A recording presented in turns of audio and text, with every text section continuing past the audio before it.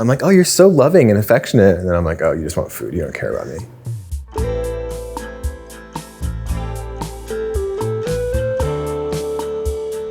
Hi, everyone. Welcome back to Drink What You Want. I am John deBary, Food 52's resident drink expert, and I'm here today to show you my cat Felix, but also show you how to make a Gibson. And I'm really excited about it because it is a super simple cocktail. So believe it or not, we're not gonna be using a blender today. It's a really fun, simple drink that you can riff a lot on, and there's lots of sort of fun details we can talk about. So let's get started. Great, so the Gibson has been around for like 100 years. You know, like a lot of cocktails, the history is a bit murky, and like depending who you ask, it's like, you know, it's not really that important where it came from, but it's shown up in a lot of cool movies like North by Northwest, and it's also a little bit of like an underrated, like under the radar sleeper hit, for me at least, because I think that the Dirty Martini gets a lot of action, and the Gibson, which is basically just a dirty martini, but instead of using olive brine, you're using cocktail onion brine. Kind of, it's there and people love it, but it's not like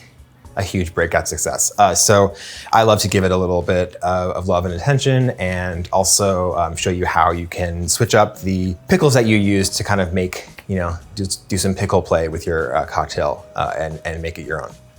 I'm trying to make pickle play happen, so so the Gibson's a really extremely simple cocktail. Like I said, it's got three ingredients only. We've got some gin. I like to use something like Plymouth, which is a kind of a gentler gin in terms of like the juniper profile.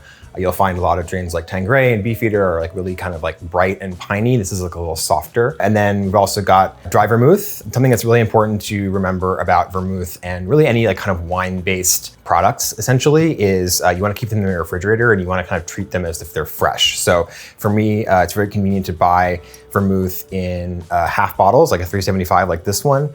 You want to keep it in the fridge once you open it, because it will kind of start to oxidize. So I find a lot of times people are scared of vermouth. They think vermouth is gross because they had a vermouth that was sitting on someone's shelf for like 20 years and it's oxidized. It just tastes terrible. So fresh vermouth is always really important. And another fun trick for the Gibson, and actually a lot of like savory cocktails in general, is that they do really well when they're super cold. So I actually like to pre-chill the vermouth and the gin, just leave it in the fridge overnight so I can get everything really nice and cold before I start to make the drink. And then the main ingredient that makes the Gibson a Gibson is cocktail onions. And I like to have a lot of fun playing with pickles.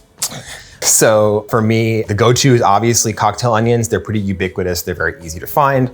Grocery stores all over the place. But I'm very lucky. I live in the Lower East Side. I live down the street from a place called the Pickle Guys, and they make dozens of different kinds of pickles. Obviously, you know, classic cucumber pickles, but there's pineapple, mango, garlic, tomatillos. It's a wonderland. And I'm fortunate enough to live down the street, but they also ship nationally. So you can get these wherever you are, as long as I think you're in North America. So one of the things I like to do is take brine from beet pickles and then dye the cocktail onions with them. So what I did last night is I bought beet pickles, cocktail onions, and then just poured some of the brine off of the cocktail onions and then replaced it with brine from the beets. And so now they look like this. And they're kind of beautiful and pink, and everything is better when it's pink. And then speaking of pink, I like to also play around with like these red onion like ribbons. They're really pretty.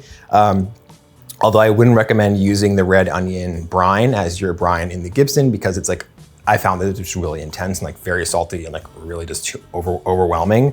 But visually as a garnish, they're wonderful. Right, so first things first, I poured off some of the kind of combined beet and cocktail onion brine. So you have this like lovely fuchsia. Yeah, fuchsia is the right color, right? Yeah, fuchsia, very briny mixture in here. And you wanna pour a ½ ounce into your mixing glass.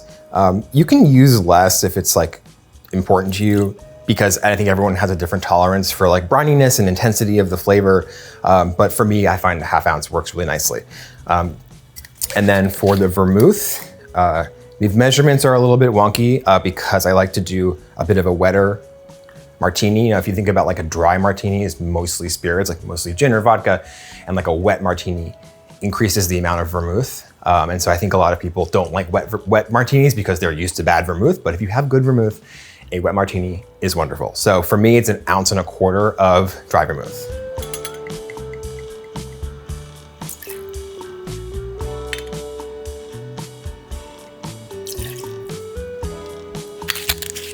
And then because your martini has more vermouth, you want to pull back the gin a little bit. So another kind of non-standard measurement is the 1.75 ounces of gin. Also, like generally these drinks are really strong, so like the less gin you can put in, usually the better off you'll be. All right, so we've got everything mixed in here. You have the vermouth and gin are pre-chilled, so you already have a nice kind of chill on the glass. And then what you want to do is add ice, give it a stir, and then let the dilution happen, and then you're ready to start garnishing. So you always want to add like a nice solid amount of ice. Like even more than you think that you'll need. Because I am going to take some time today to talk to you about proper stirring technique and why there's certain things that make stirring a little more fun, like a little better looking, if you will, and also will give you a better drink.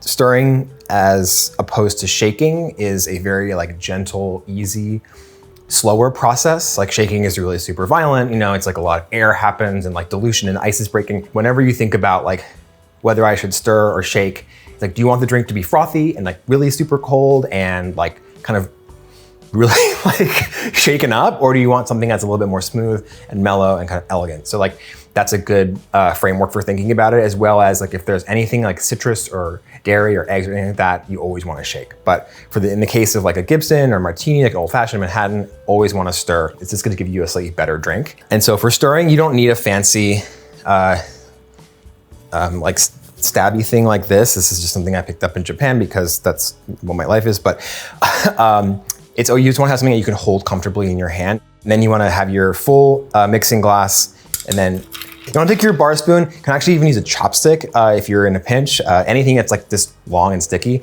and you can hold comfortably. And then once you have it in the ice, you just want to give it, you almost just want to like, it's just like a this motion, and then the ice sort of helps you move it around in the glass. So you're not like churning butter or anything. You're not trying to make a lot happen. You're just sort of like being like, hey, can you just move around a little bit for me, please? And it's hard to over stir. I think you'll get tired or bored or both before it runs the risk of having like your drink be messed up. So really like a good 20 seconds is what I say as a general rule. Yeah. All right. So you want to strain off the ice, or strain off the drink from the ice. Yeah, that's usually how that works. Into a chilled coupe.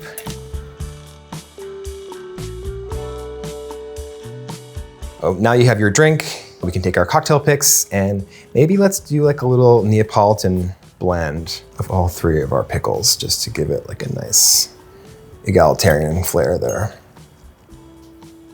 And here you go. It's a Gibson.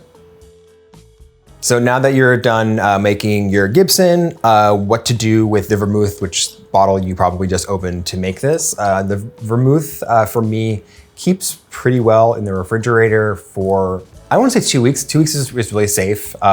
Beyond that, I don't think it's gonna be like disgusting or undrinkable. It just loses a little bit of its like vibrancy, but vermouth is a wonderful thing to drink on its own. Like a vermouth and soda is like a wonderful beverage. So beyond just using it small amounts in a cocktail like this, you can really just have it as sort of like the main event in a lot of drinks, like vermouth on the rocks with an orange peel. Just a great sort of like low proof little wind down drink if you want. I hope you enjoyed today's video and learned a lot about the Gibson, which is just a wonderful savory cocktail. And be sure to not only subscribe to this channel, but also please leave a comment because I do stalk the comments and I will respond to you. And be sure to come back next month when I'll be showing you all how to make a sesame Old Pal, which is something I devised as part of a Thanksgiving meal. So you don't want to miss it.